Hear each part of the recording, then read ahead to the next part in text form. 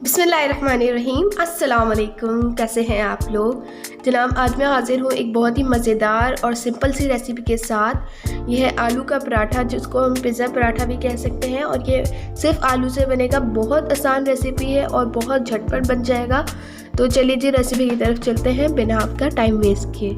यहाँ पे जनाब एक बर्तन लेंगे, इसमें डालेंगे 1 कप मैदा और हाफ़ कप जो आटा हम यूज़ करते हैं रोटियाँ पकाने में, और साथ में इसमें जाएगा 1/4 टीस्पून नमक, और इसके अलावा इसमें जाएगा 1 टेबल स्पून कुकिंग ऑयल। कोई भी कुकिंग ऑयल आप ले सकते हैं। तो अब हम इसे आटा गूंदेंगे थोड़ा थोड़ा पानी डाल के।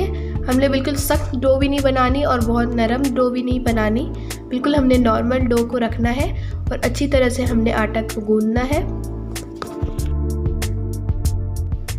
यहाँ पे देखिए जी जनाब आटा गूंद चुका है। अब हम इसको ढक के रख देंगे तकरीबन 15 से 20 मिनट के लिए।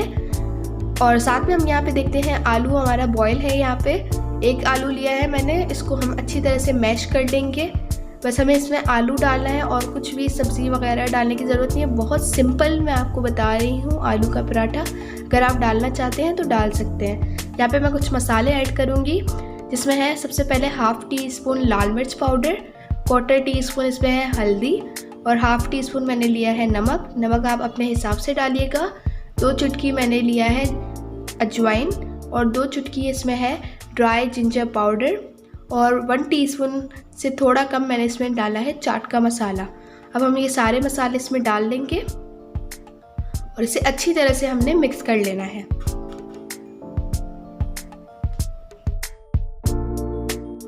यहाँ पे जनाब ये अच्छी तरह से मिक्स हो चुका है। अब हम इसमें डालेंगे 1/4 टीस्पून सिरका। ये अगर आप स्किप करना चाहते हैं तो स्किप भी कर सकते हैं। इससे ये होता है कि स्मूथ सी पेस्ट भी बन जाती है और थोड़ा सा खट्टा सा हो जाता है, बहुत अच्छा टेस्ट आता है। यहाँ पे जनाब जो आटा हमने गूंदा था उससे हम 2 रोटियाँ बेल लेंगे। यहाँ पे 2 रोटियाँ बेल ली हैं हमने। एक के ऊपर हम अच्छी तरह से ये पेस्ट लगा लेंगे आलू का जो हमने मिक्सचर बनाया है। ये अगर आपसे फैले ना तो आप चम्मच की बैक साइड पे थोड़ा सा ऑयल लगा सकते हैं, उससे फिर ये आराम से फैल जाएगा। तो अच्छी तरह से हमने फैला के लगाना है। अच्छी तरह से मसाला हमने डालना है इसमें। और यहाँ पे देखिए जनाब मसाला अच्छी तरह से इसमें डल चुका है, और अब मैंने बैक साइड पे थोड़ा सा ऑयल लगा लिया था ताकि ये थोड़ा स्मूथ भी हो जाए। तो आप देख सकते हैं कितना स्मूथली ये फैल रहा है। तो अब हम इसके ऊपर लगा लेंगे दूसरी रोटी। और अगर आप इसको बंद करना, जिस चीज़ से भी बंद करना चाहते हैं, हाथ से बंद करना चाहते हैं हाथ से बंद कर ले, फोक से बंद करना चाहते हैं फोक से बंद कर ले। तो इस तरह मैंने बंद कर लिया। यहाँ पे जनाब एक तवा लिया था, इसको अच्छी तरह से हम ऑयल को ब्रश कर लेंगे ऊपर से, और हमने पराठा डाली। अब साइडों पे भी हम ऑयल लगा लेंगे। बहुत अच्छा तैयार होता है इस तरह, साइडें कच्ची नहीं रहती। साइडों पे भी आप ऑयल लगाइएगा।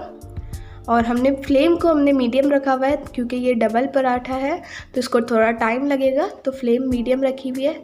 और देखिए जी जनाब एक साइड थोड़ी सी हमने पका के दूसरी साइड को पकने के लिए छोड़ दिया है।